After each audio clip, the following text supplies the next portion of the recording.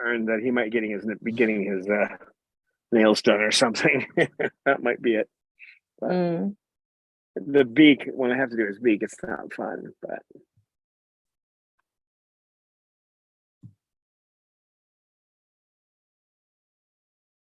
yeah, I can see the video on YouTube while you're there. okay. Yep. Well, this is the Chloe Sanctuary in Nevada. And this is Cockatoo. Cockatoos with attitude. And that's Pippa. Pip, pip, pip. That's a pip. Is that right? That's right. That's Pippa. Bless you. You're a sneezy Yeah, she's going to sneeze. It's not quite so bad today, so she might not sneeze as much outside. Yeah, really, that's pretty high humidity, like 28%. So for us, that's high humidity.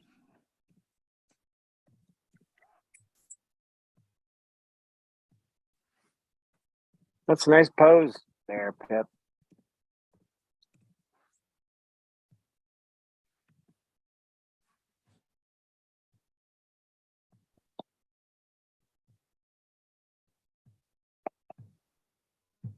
Trying to get my phone to take a picture of it. And of course, it's going to ignore me, tapping the back of my phone twice. There we go. I got a picture of it.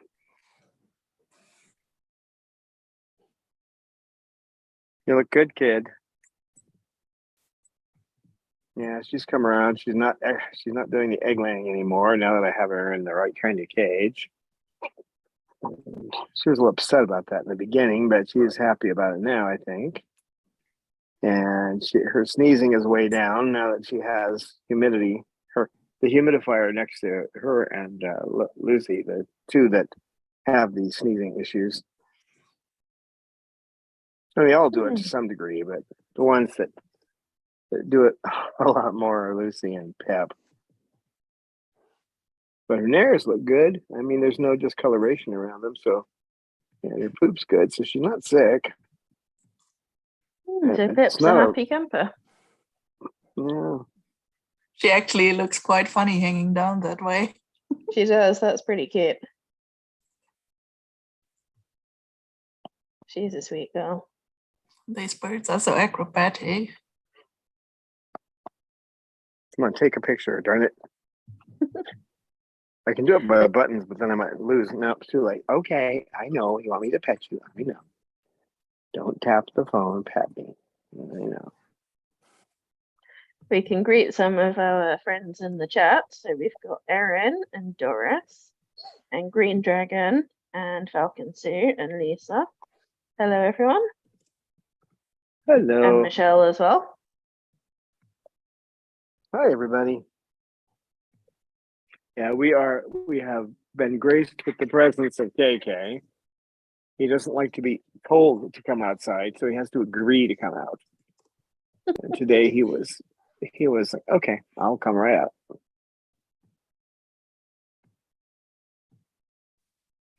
And in the beginning, this is how it works with birds. In the beginning, when I would get him out of the cage to go out, he would fly off of my hand. He would try to spin around and pretend like he was going to bite. He's never bitten me, but he would pretend like it.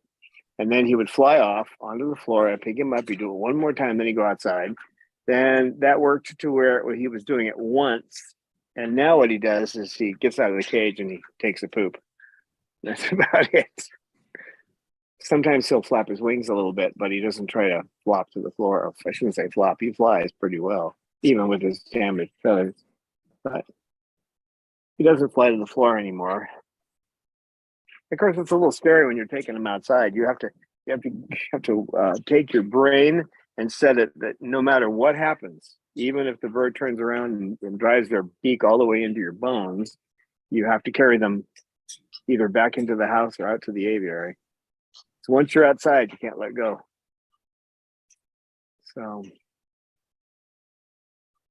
I've only been bitten once like that, and that was Lorelei. She just got scared. But it wasn't all the way down to the bone, but it was a good bite. Mm-hmm. What'd you say? What did you say? So now when he does it, once he decides he's coming out, he gets a little nervous when he's first out of the cage, and then he comes straight out without any incidents, don't you, boy? Hmm? He's a good boy. Yeah. Okay. Who's pooping? No, you dropped something on my shoe. I thought somebody pooped on my shoe. Hey, boy. Yes, that's a good bird.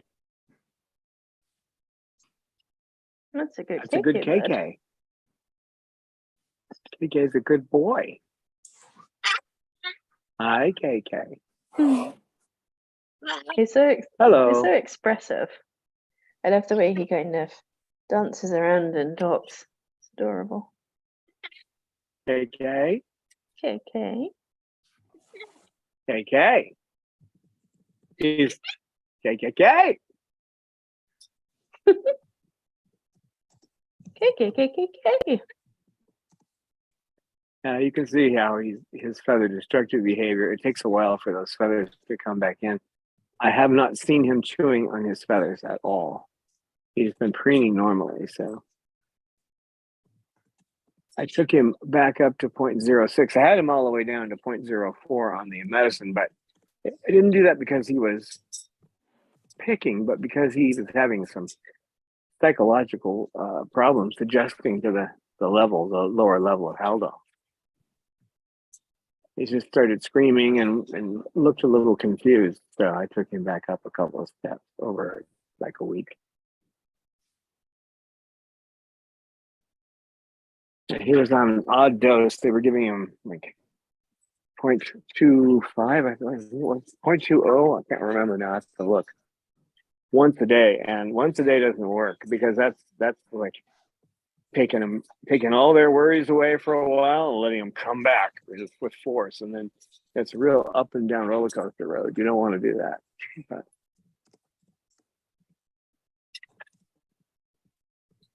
that they were getting him medicine, which was amazing because his daddy died and somebody was making sure he got medicine every day. So otherwise he would have came down here. I'm nearly there. But there is a little residual psychological problem from being, way up and way down for a few weeks.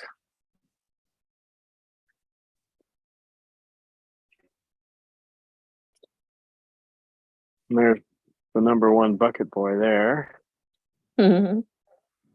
And His bashy ball.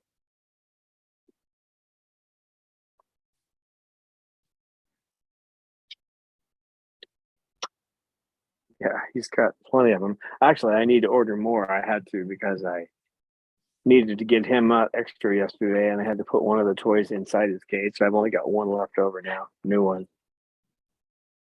And he busts the little I think there might part. be a question by GTH, or has this already been answered and I was daydreaming? It's, I think, about KK. Does he want to play for a few minutes rather than just going out? Perhaps his way of getting a little more attention. Can't answer that question. I mean, it's possible. I've had similar thoughts. You can't answer that question because I can't get inside his head. All I can ever work with is the exterior behavior. But what I will see is that sometimes he will be playing with toys and he won't want to come out, and he'll be just playing heavily with them. In other cases, he'll be standing up on a rope playing with the toys that are hanging.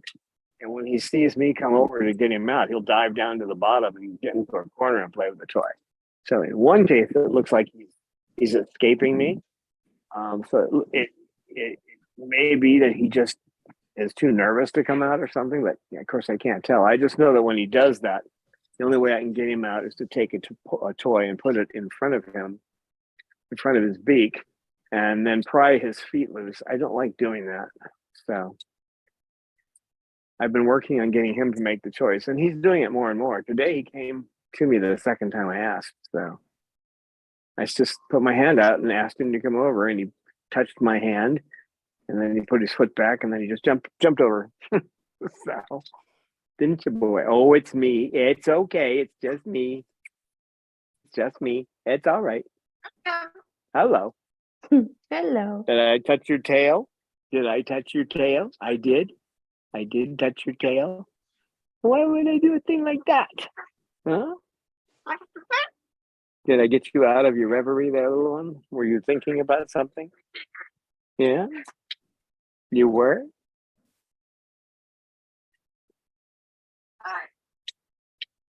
Hi.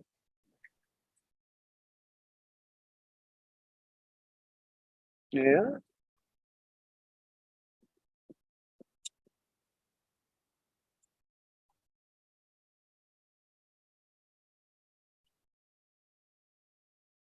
Yeah?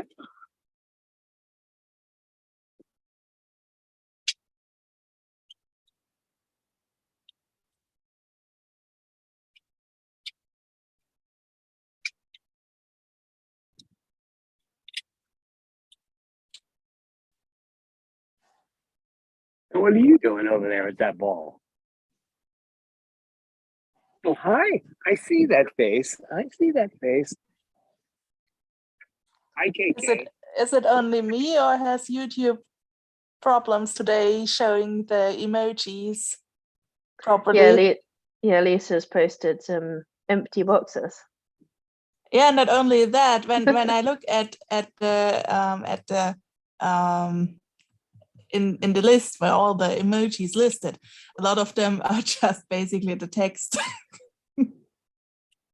Oh yeah. Well, if you hire kindergartners to do the coding, it saves a lot of money for YouTube, but they have trouble with little things like putting icons on the screen because you don't have to pay the kindergartners very much. Give them a couple of pieces of candy or. Bubbaloo Bob. Yeah, he's chewing on the vinyl that keeps them from getting out. You having fun, Bob?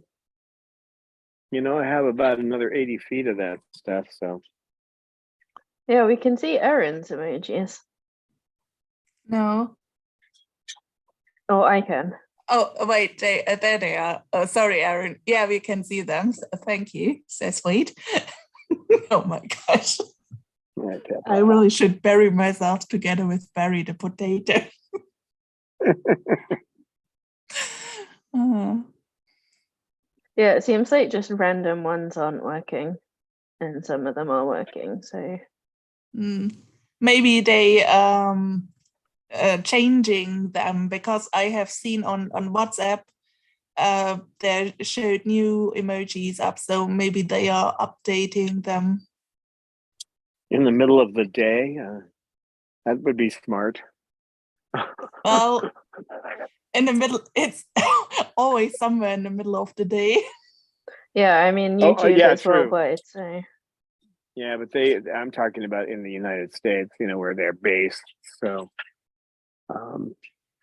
Costco did that on a Sunday. I thought, well, because I ordered some stuff in for the birds, and so to get stuff that's cheaper for me too. I ordered from Costco, and 90% of the items weren't there. I'm looking for stuff. It's not there. I buy the oats they have in their mash there. I buy the quinoa, and the stuff wasn't on there. I said, you know what? Let me come back tomorrow. So I came back the next day and everything was there. But what I noticed is their price structure changed a bit. It's a little bit more expensive. That's because they're having to pay more for freight, and they had to. But they did that on a Sunday without telling anyone. So. If you placed an order that day, you could get all kind of funny ideas about what was going on. But it came back Monday with everything on it, just slightly increased in price.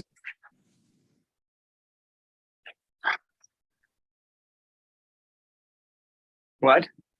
I didn't understand what you said. I heard you say something.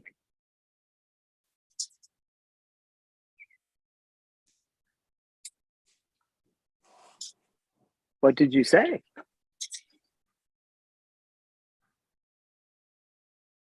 You said something.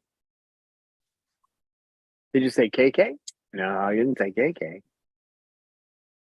Well, GTH you wants to know if the aviary has been extended, or if it just seems bigger today. No, it hasn't been extended.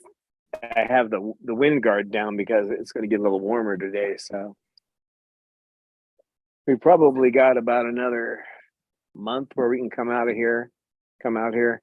And then I just don't know because I haven't lived in this area. I know it gets hot every time you talk to somebody in Pahrump. You know, I'm going to get water, and there's 3 people there, and you end up having a conversation with each one of them. That's the way it works. And they're like, "Oh, it gets hot," and like,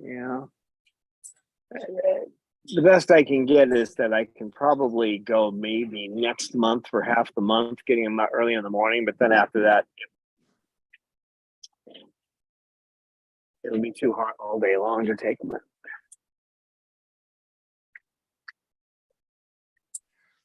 But that's okay. We have a good socialization. Hey, let's not fight. Let's not fight. Nope, nope, no. Hey, Cecil, cut it out. No. Go move. Good boy. It's you don't try to come here. Yeah, I know. Come here, big chicken. Well, you hit him with the toy. Most of them don't. They run away, but he fights back. I just see it in the review, and it was actually KK who approached Cecil. Yeah, but he had the toy, and he's gone after KK with the toy before. So, but I think KK needs to learn the lesson every bird has learned so far. Don't be near Cecil when he has a toy in his beak. I think he's going to be like Coco was. He's going to stand his ground. And if Cecil is coming around with a toy, Cecil's going to have to do what he did, which was climb down to sit on my lap, because he's like, okay, I'm done playing with the toy now. I know, because you're a lover, not a fighter, right? You'll fight if you have to, but you don't like to fight. No, you don't. No.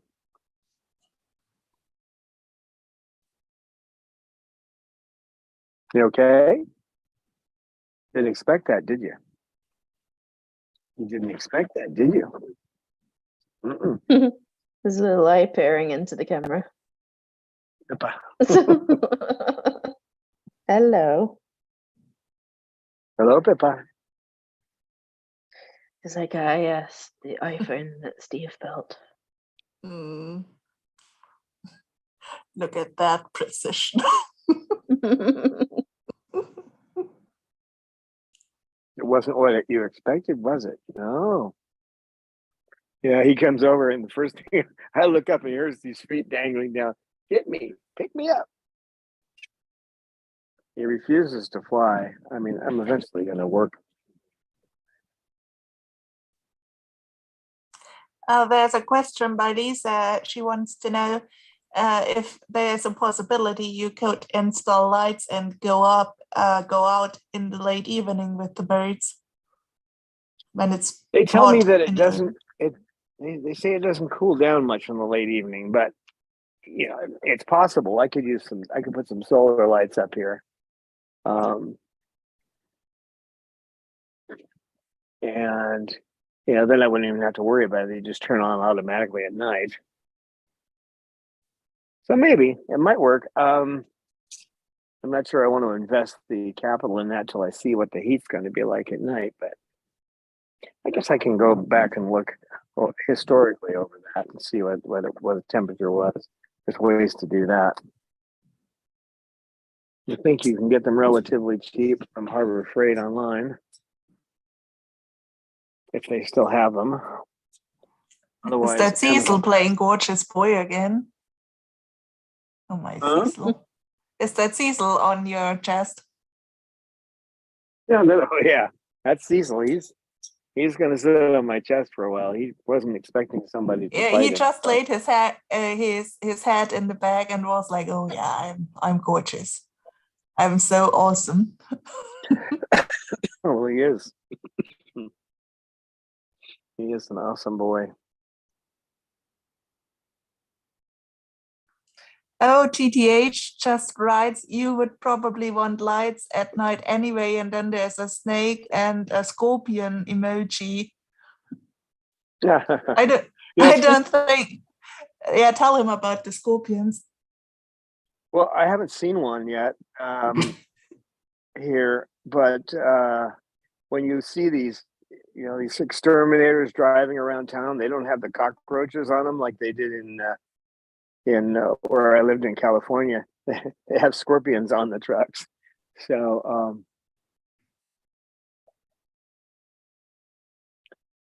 you wouldn't want to be out here when it was without lights, but and you want them pretty bright. But the solar ones work, and then you don't have to pay any electricity on them.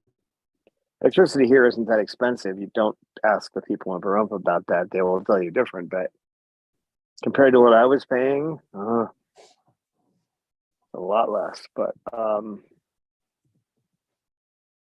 But still, you're paying what, about $2,000 a year just to heat and cool the place.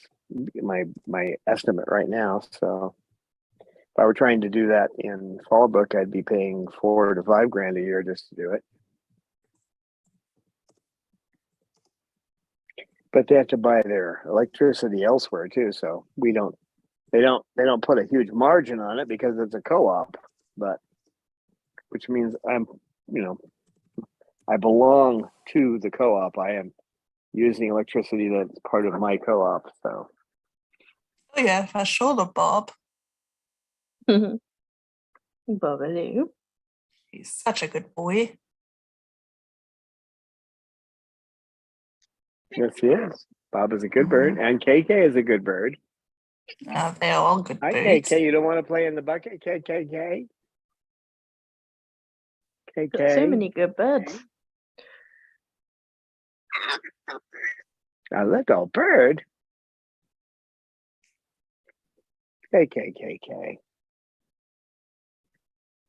Okay, I've got a posse on my lap here.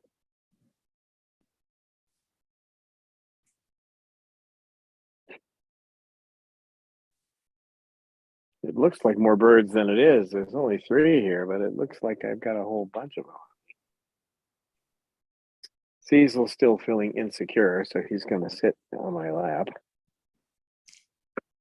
Because of me KK. putting yeah, because he didn't expect anyone to fight back. Coco would have fought back. She wouldn't have attacked, but what she would have done is pushed back against the ball. That's how she would have dealt with it. So she would just grab it and push it back towards him, and they'd get into a little tugging contest, and she'd win. She was that way. You feeling better yet in there, big boy? Huh? Are you feeling better? Oh, he's milking you for attention. He's still nervous. I mean, the air conditioner started up, so he jumped. Normally, he doesn't jump when the air conditioner starts, so he's still feeling a little nervous. Oh, He's disarmed by what happened, aren't you? You don't expect anyone to fight you. You don't. Oh, Cecil, you big chicken. Well, he'll fight if he has to, but he just doesn't expect it. Just like he doesn't expect when he gets scared that he can fly. He doesn't have any idea he can do it. Once he's done it, he looks completely shocked. How did I get here? I hear you down there, Pip Pip. Well, that's a good boy, Bob. I'm breeding this Cecil.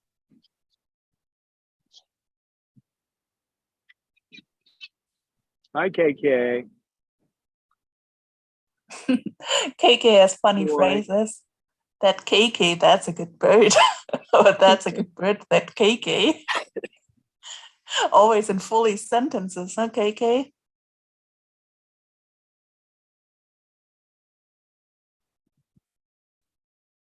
He's the only one I've ever seen grab his wing to preen himself.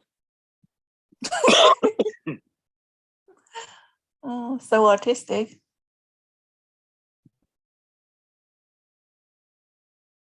Hi, KK. I'm coughing a bit, and I think it's because it's about that time when my body starts coughing up all the feather dust. Oh no. If I didn't do that, I'd probably get bird keeper one, but I cough it up, so I don't mind it. But that's probably what it is. It happens about twice a month. Yeah, if it stayed in my lungs, it wouldn't be a good thing. So I'm glad I cough it up. But it's almost all white when it comes out. This white mucus from my lungs.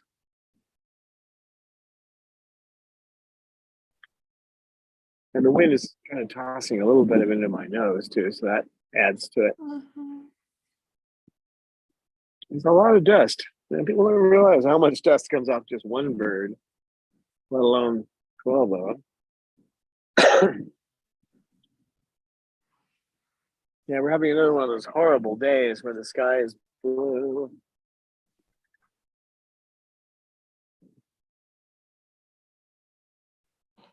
Oh, Erin just writes that her pocket spike holds his wing to preen too, like KK. Oh, really? Oh, I've never seen it before, but there's going to be other birds out there that do that. Mm. I wonder if it helps get a different angle so he can scratch better or something. I'll never know the answer to that. I can wonder about it, but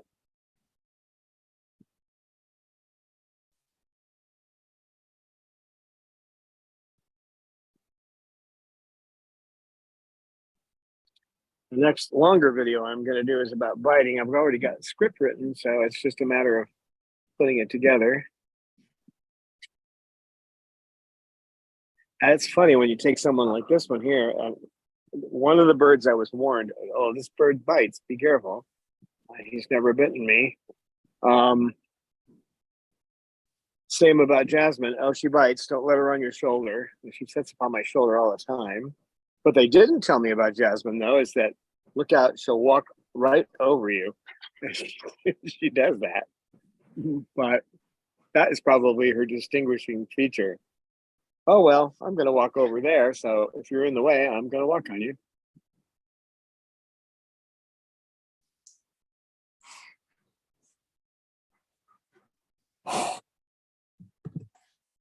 Now with him, you can see sometimes he'll make a gesture that looks like he's going to bite. Open his beak and turn his head and come towards you. And if you don't react to it, he doesn't do anything. He's used to people pulling away, and he's learned to respond to that. That's pretty obvious. That's what's going on. But to put that in ABA terms, you would say when you put on occasion, usually in his cage, when you put your hand close to him, he will turn his head towards you and move quickly, lunging at you. That's the way you would put that, but it's a lunge. There's nothing behind it. But if you pull your hand away and then you go back in there and try to get him to do what he doesn't want to do, like with medicine, I may be on my knees with my body halfway into his cage for 10 minutes before I finally get the medicine into him. He'll pull away, stick his head in the corner. And the thing is, it has no flavor. It's like putting water into their beak. It's flavorless. So,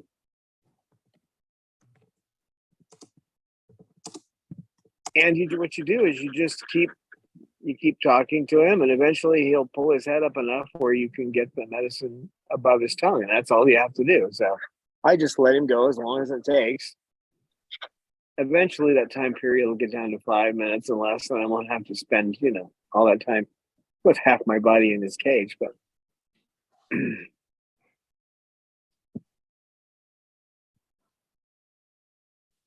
and I think when the first couple of times I tried it, he did the lunging thing at me, and I just didn't react to it. Now I'm not telling you to do that, whoever might be listening, because depending on how what skill you have, you may pick the wrong way to do that and end up being bitten. And then you have to just grin and bear it, because if you let out a loud sound and react to it, then the bird is going to pick that up as a behavior, because you've just reinforced it.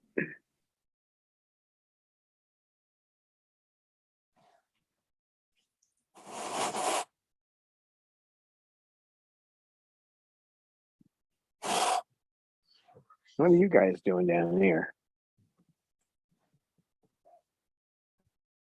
A whole lot of preening going on.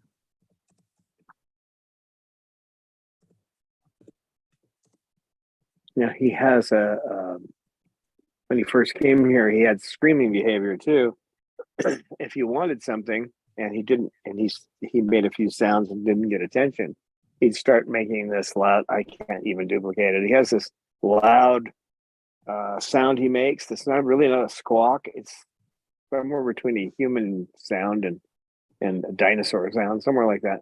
He'll go on with that for 10 minutes. But what he learned was that if he says hello or a word like that, I come over and give him attention.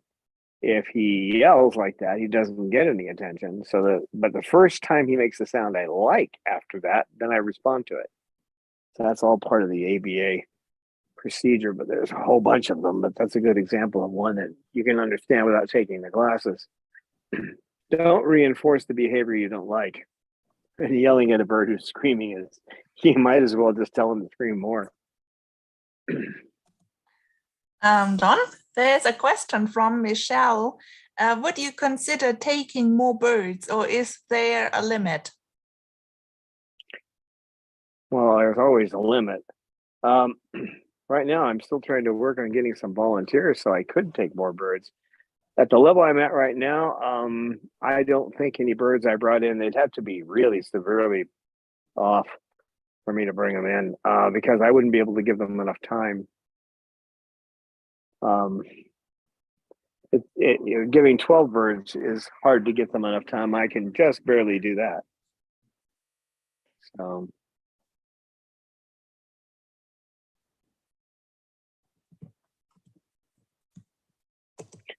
if I can get some volunteers, but I tried to putting an ad in the paper, that didn't do anything, but that's not unusual. I figure the beginning of next month sometime I'll start working on that.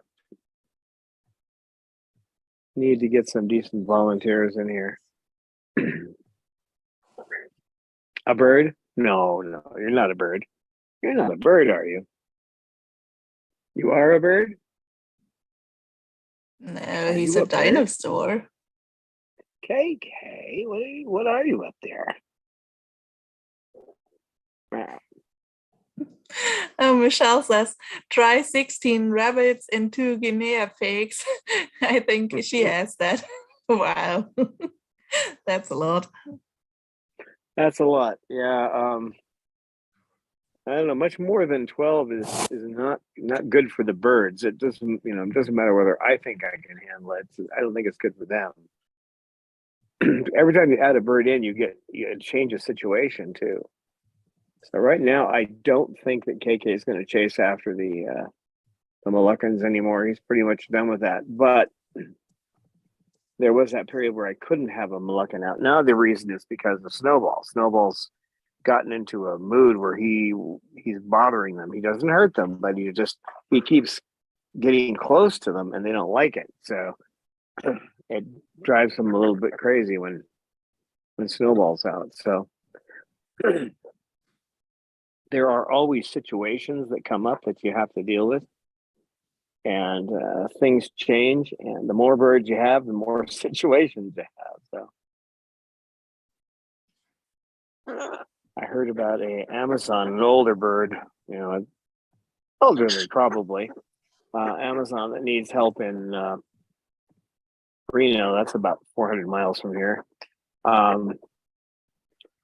If it's a bird that can just sit and not interact with the other birds, there's a better chance I can deal with them. Elderly birds, maybe, but again, they've got to be fully vetted. And as soon as you say that, there's another $600 or $700 that has to be spent on a bird before it can come here. So I'm not going to take a chance on exposing them to disease. So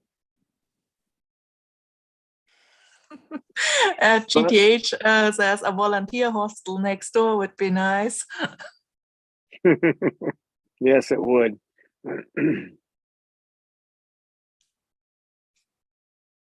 My neighbors have been upgrading. First, they put in an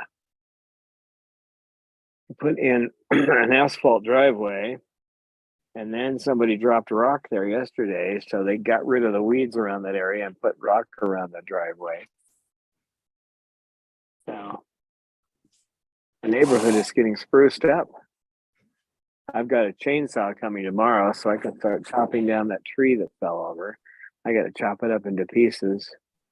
I thought maybe I'd make a small table out of it too, the wood, and then maybe it's pine. So if it looks good, I can actually put some of it in here.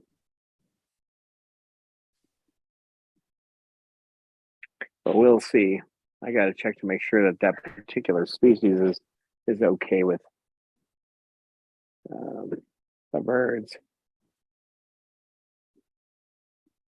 Yeah, if I were living in California and I had a tree that had fallen down on my property, I wouldn't last 2 days before I'd have somebody here. You have to do something, you know.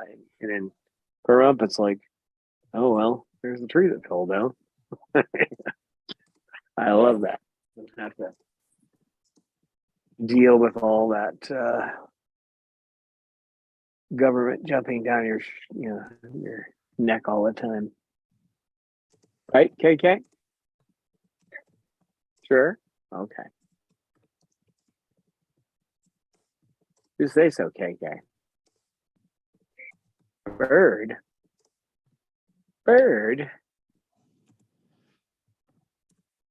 KK. Not a dog. You're not a dog.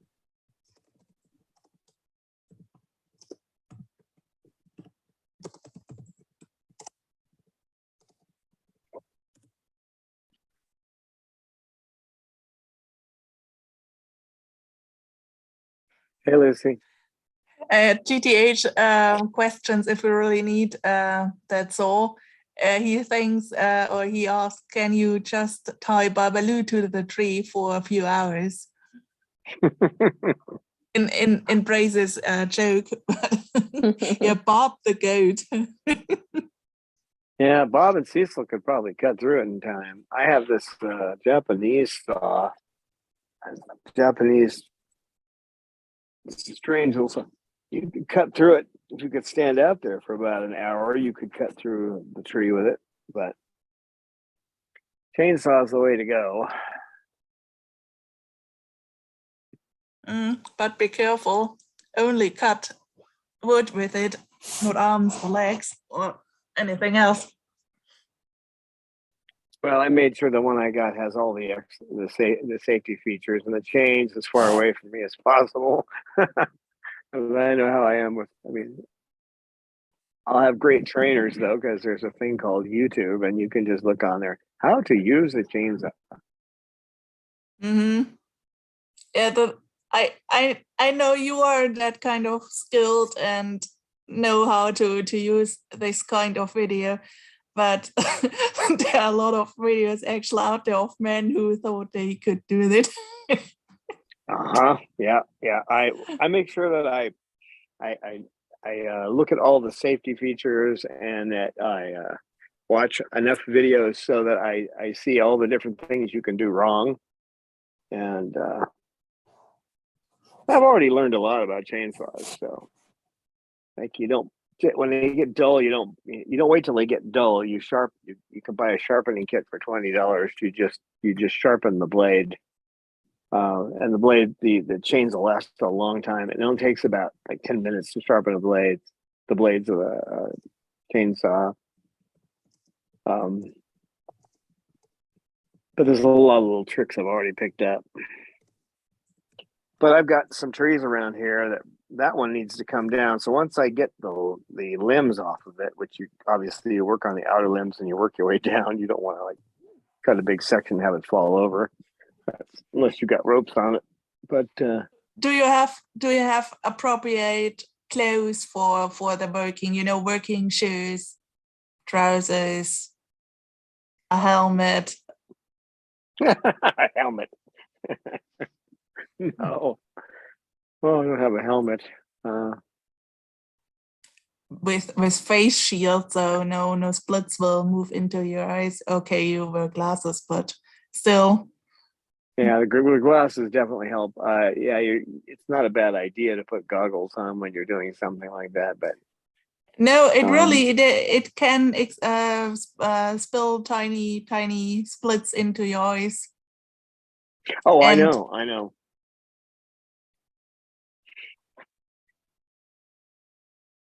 I've been working with saws now for, cutting wood and that for quite a while. And the same is I true know of you anything. you're drilling and doing all that stuff for the birds. Yeah, I was cutting wood for a good 5 years with a big circular saw that an extended circular saw that comes out on rails, so you can cut like 3 different sections of 4-inch wood at the same time. That kind of. Mm. But yeah, the same thing there. You never know what piece of wood's going to come flying at you. So Mm. it's not as much of a big deal with the chainsaws, the way they tend to throw the wood away from you. But with the circular saws, it can be an issue. You don't want to bring it down too fast. I was working with a 12-inch circular saw, so.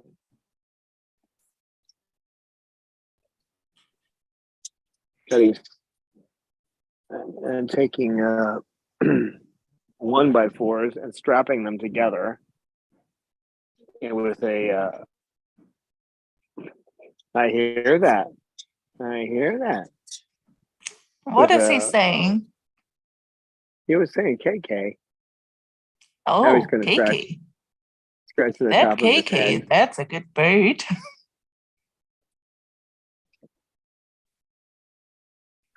Yeah, you have to be careful when you're taking wood and putting it together with clamps, because if you don't set it right, then you can have the wood go spinning off and flying at you. So Hmm.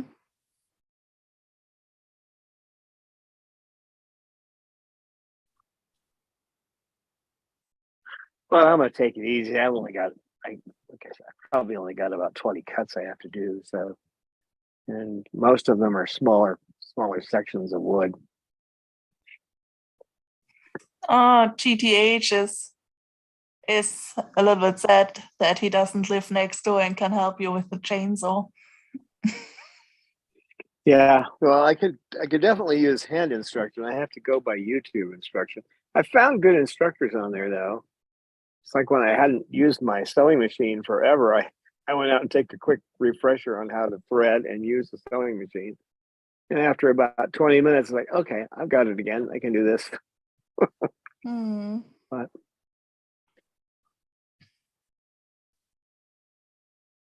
it probably would have taken me a couple of hours of study if I hadn't done it at all before. But chainsaw is not that, from what I've seen, it's not that complicated. It's making sure that you have the right tension on the chain, and so the chain doesn't slip off. And you don't want to over tighten it. Over tension or under tension. Under tension it'll slip off. Over tension you can break the chain. So yeah, that's the primary thing you have to worry about.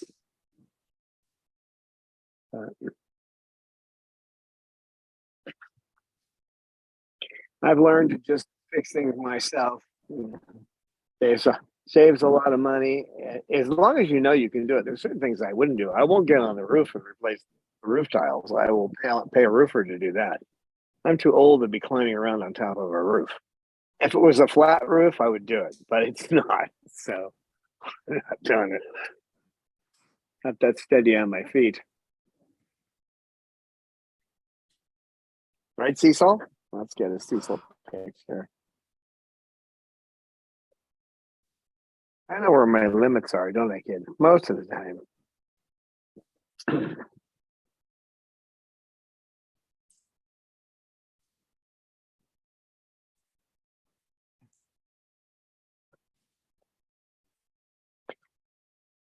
I'm sure my shop teacher is rolling over his grave, because I was a geek when I was a kid and I had no idea how to use power tools. So my shop teacher, and the one shop class I took, said, "You're not allowed to use power tools."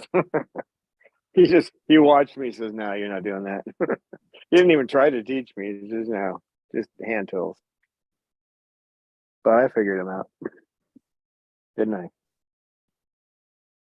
Didn't I? Cecil you just doesn't care. He thinks he's gorgeous. And Yeah. oh my, I see 2 yellow crests. I saw a Pippa crest and a Bob crest.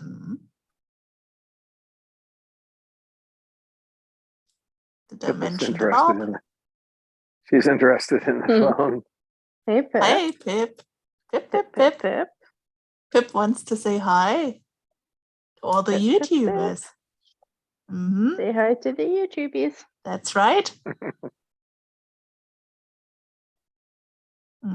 Such a cute Pip. Yeah, that's one of the things. If Oh, you're working cute. at, if you're doing rescue, you either have to know a good handyman, or handy. What do they call them? Handy people now. I don't know, but you have to know somebody who can do odd jobs, or you got to figure out how to do them yourself. Once I get the tree out of the way, I got to do some fencing. Well, I had a friend, I helped him do some fencing. So, and he was a professional fencer, so I know a little bit about that. But I just did an oil change on the van. I have a light duty mechanic certificate from way back. So,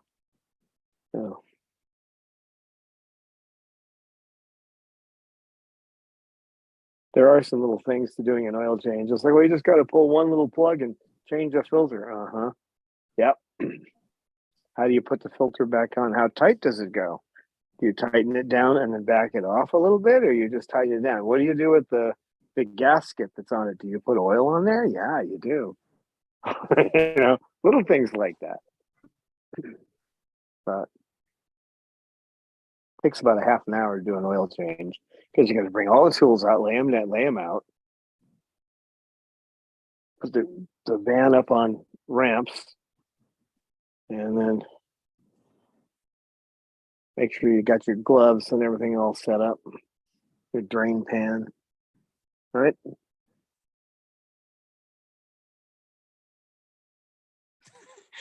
Spirit Matter says somebody is now making mini chainsaws that sell for around $100. Yeah, I saw some of the mini chainsaws. I've got one section to cut that's too big for a mini, but I did look at the minis. I've got a 14-inch. That inspires No, some new horror movies like Chucky with a chainsaw. Yeah, there's that's the name of that movie. Oh, I can't think of it now. American Psycho. I think that's the name of the movie. But I got to the spot where he was coming down the stairway with the chainsaw, and I couldn't watch anymore. That's the only horror movie I've ever stopped watching.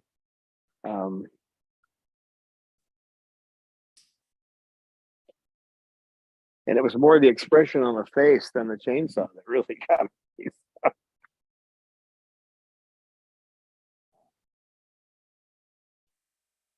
Hey, so what are you doing under there? I thought about those horror movies where the guy with the mask and the chainsaw is basically unkillable.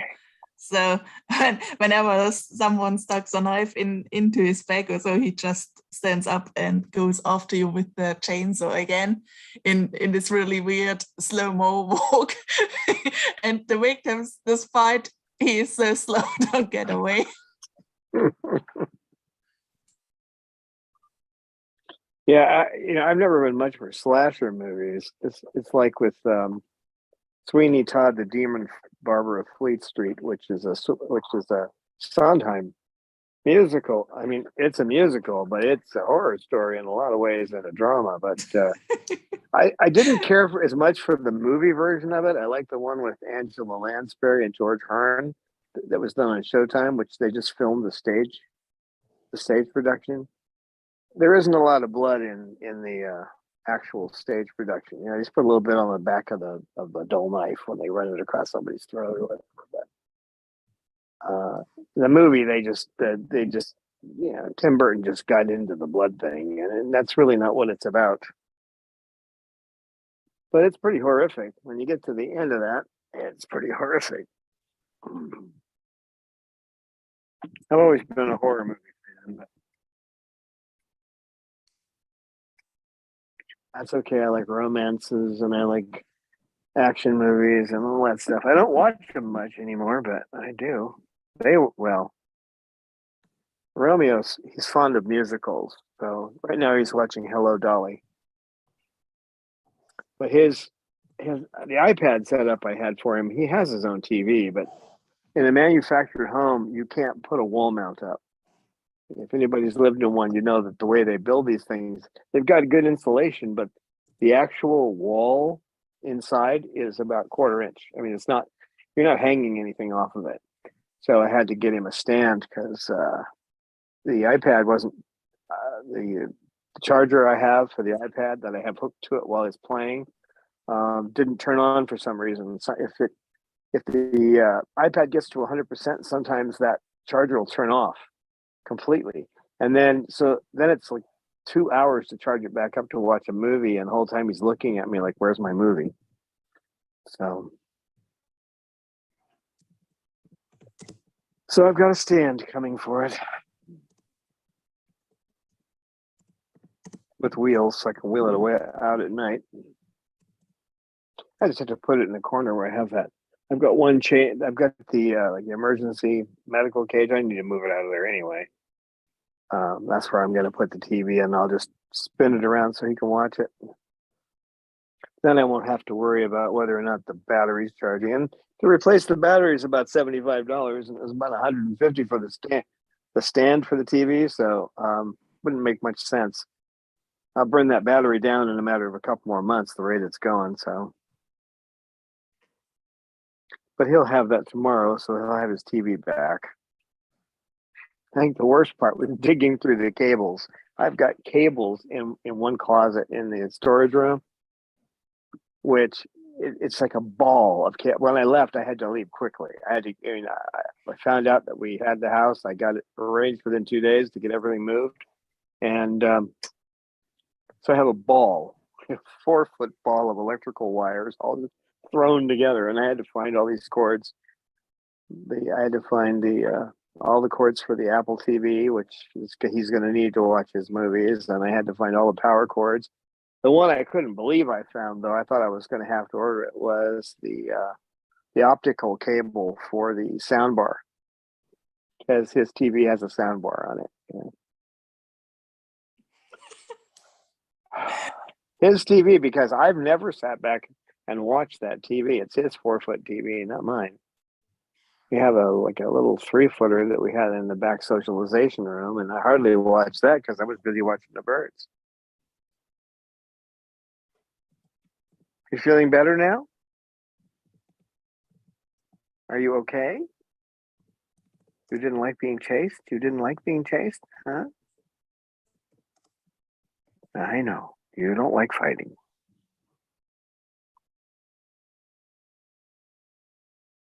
It's good for you to learn that other birds don't like you coming at them with a toy, though. Good for you to learn that. Well, it is.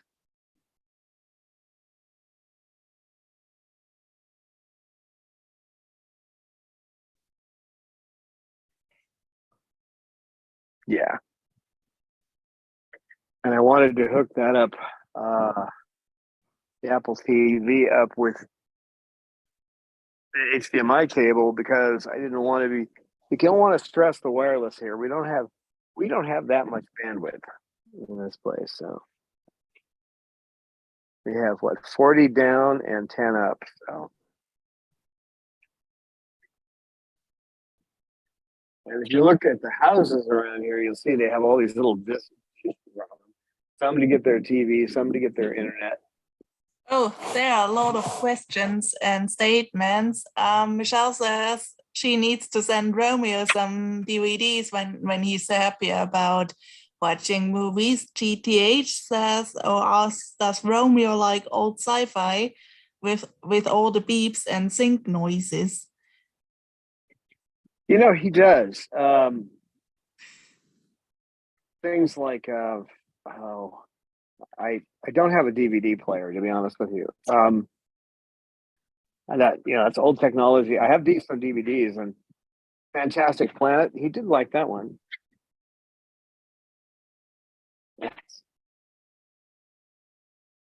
It's funny, he likes Fantastic Planet, but he's not too fond of the Rocky Horror Picture Show, which has a little bit of the Fantastic Planet thing in it. But yeah, he would watch stuff like that. I'd have to get a DVD player though, and I haven't had one of those in a long time. Well, they hold longer than one has said. So same thing for CDs.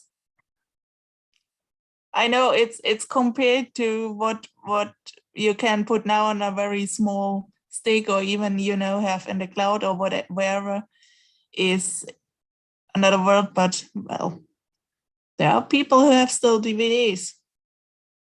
Yeah, well, I knew people who still had cassettes. Yeah, and I know people, young people, who are now going to buying LPs again. Yeah, Because of- vinyl's Yeah, really that's- in. What I remember most about LPs is that little tick sound that gets in there when a needle jumps and makes a little, so you're listening to a song and you hear tick in there. Then there's when they start like playing this, they start skipping. You get a channel. GTH has another thing he wants to say about optical media and feather dust. So yeah, that might actually be a point. Yeah, Point. What I found best to get the when they had those, to get the optical media cleaned, besides the alcohol, which that whole thing, the optical cleaner, was they hit them with a leaf blower, because you get a lot of air pressure through there. You can get some of that dust off, but yeah, optical players and dust. You're right. I had to clean the darn thing when I had. That's why the last one died, was because of these guys and their feather dust. Right, Pippa? And there was a question from Spirit Matter about birds. Are any of them fit to do free flight?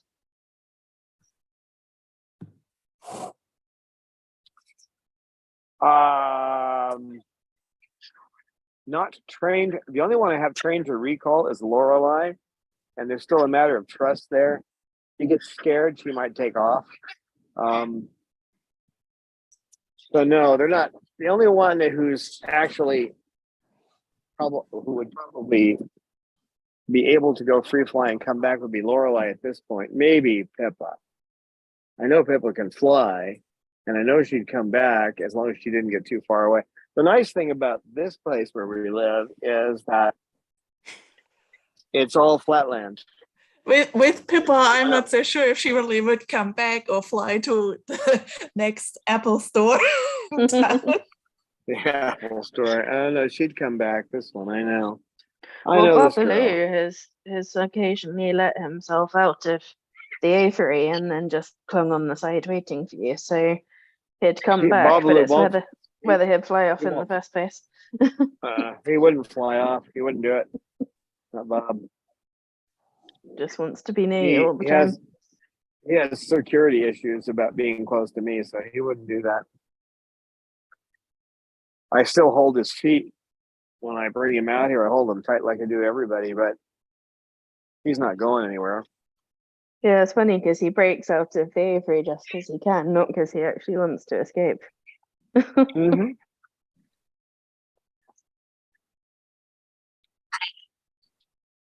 Are you sure about that, KK? What's he saying? Bye. No. Saying bird. Bird. Bird? Are you a bird? You're a KK bird? KK bird. KK bird. KK bird.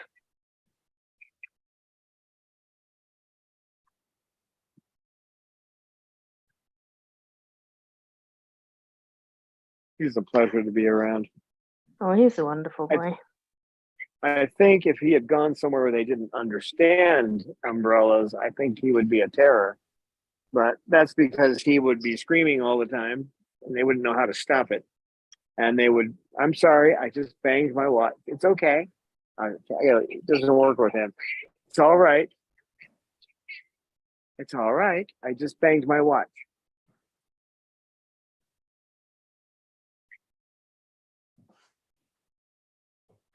Yeah, I don't think that he would fit into most homes because they wouldn't understand those behaviors. But I worked with him from the beginning, so the biting issue wasn't non-existent, and then the screaming took a couple of weeks to overcome. He'll do it once in a while. When I leave from out here, he likes to do that, and he likes it out here. So when I go to take him out, I have to do what I used to have to do with Romeo at the temporary location. I have to take a towel and throw it over my shoulder to get him to step on my hand. I don't have to towel him. I just have to put a towel over my shoulder. Now, that's not every time. The last time I had to do it, I went to ask him, and then he lunged at me. He didn't try to bite me, but he lunged at me, which is his way of saying, I'm not leaving. So I went and got a towel, threw it over my shoulder, and he stepped right up. I don't know. I guess it's because they remember how awful it is to be toweled or something. But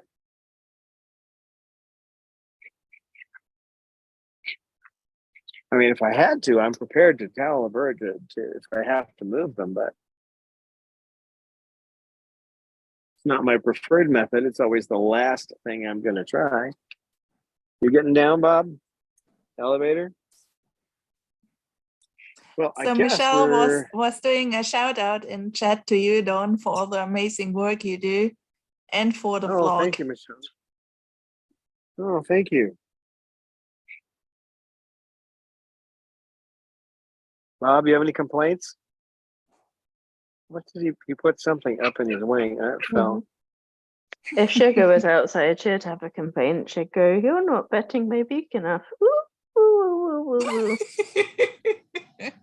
I was walking out here yesterday and I saw something sparkle up at me, so I picked it up, and it was a cabochon. For those who don't know jewelry, that's a stone that's rounded at the top, and it has rounded edges, and it's polished all around. The whole thing is called a cabochon. Anyway, it's been out there for a while because it's got a few chips in it. It would polish up nicely. It's Apache tear. I found an Apache tear cabochon out there in the rocks. Oh, that's lovely. What are you going to do with it? Well, I don't have a $600 Covington sander, so I'll probably just keep it. But with that, you actually have to. I mean, you need a real sanding machine. And I had 5,000. This is a long time ago, but I had $5,000 worth of jewelry equipment. I used to do all kinds of fun stuff, lost wax casting, and I loved to grind stones. That was my favorite thing to do. I'd make necklaces. I found a moss agate down at Carlsbad Beach that had shells in it, and I cut slabs out of that, and I ended up with a large shell for the centerpiece, and then smaller shells going. So I made a necklace and then earrings out of those. It was so cool. That sounds lovely. Have you ever worked with emeralds? Yes. Nice and hard stuff to work with. Emeralds, you're going to be doing faceting mostly, though. Mm-hmm. What's So the best way to clean an emerald? To clean an emerald? Yeah. Why, is it dull? Well, say for example, you were doing the cooking with your engagement ring on, and then you got lots of bits of food all over it. How would you clean it?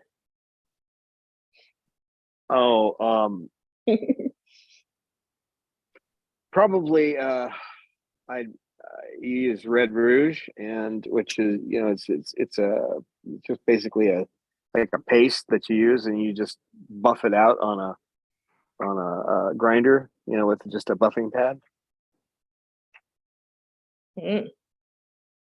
Unless it just washes off. I mean, you can use alcohol to wash it off, but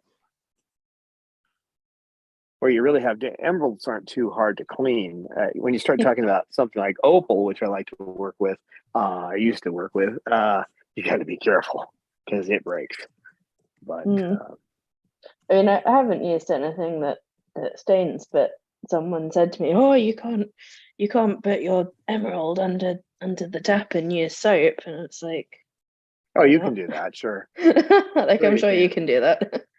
No, emeralds are hard. I would be careful with doing that with an opal. Oh, anything that's soft like opal, especially anything that has, all the stuff, the flash inside of an opal, all that stuff can crack.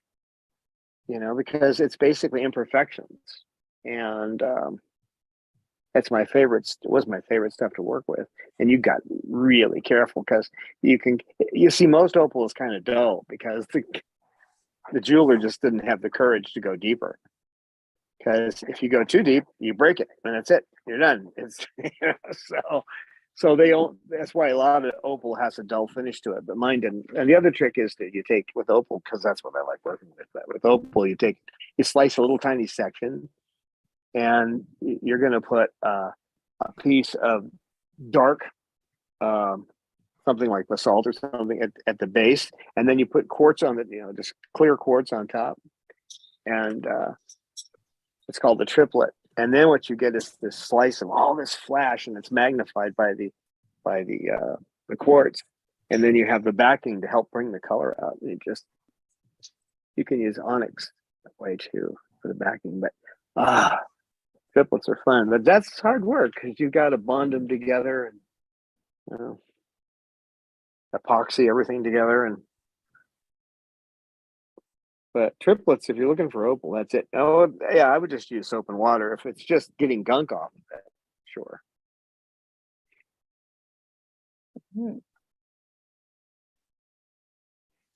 Yeah, there was a place when I lived. Take care of these things. Yeah, you do. Yeah. Emeralds are. Yeah, I did a little work with emeralds. That wasn't my number one thing to play with because it's kind of expensive to buy them in the rough, and then you've got to cut them. And you spend like a couple of days, like you do with anything else, spinning it around. Where's the best cut going to be on this? And you got to go with the right lines so that you don't, bust it when you're fastening it, that kind of thing. I find diamonds incredibly boring. They got sparkle and all that, but I mean, there isn't really that much color in them. And they're kind of easy to work with once you've worked out the lines where you can cut it, and you're just going to bring a machine down and basically just flatten one side, flatten another, faceting. It's just. You even can synthesize them now. Huh? You can synthesize diamonds. Oh, sure. Yeah, synthetic diamond. Well, it's real diamond when they get done, but it's synthesized, yeah. Apparently some people turn the ashes of their dead loved ones into diamonds. Yep. Then you can wear great grandma as a necklace. Yep. You can end up as pencil or as necklace. That's kind of funny. I hadn't heard about that. That's interesting. I just mean your remaining C atoms can be whatever you want to, which structure you prefer. There's some politicians out there. I wouldn't mind turning them into diamonds right now. I guess one day we'll all turn into crude oil anyway. Oh, yeah. In a few million years. Yeah, well, I guess it's that time, folks. There we go. But we'll see you guys on Wednesday. Thanks, Amy. Thanks, Eleanor, for being here. And thank you, viewers, for coming and chatting with us. Yeah, thank all of you for being here. Babalu, what are you doing? I wasn't doing anything. He likes to lift up my shirt and to lift up my pant legs. He's a weird bird, but he's cute. He's cute. There aren't many people who call the Babalu like I can, but he wants friends. He just doesn't know how to make them. Oh, I know. We'd be friends with you, Bob. Also, he loves his friend in real analogous form, not over the phone, the nasty phone people. Yeah. He sees that sort of like in Poltergeist, Any minute the tree is going to come down and eat him. Yeah. He wants 3D waifus, no 2D waifus. You guys have a great day, and we'll see you Wednesday. Okay, bye.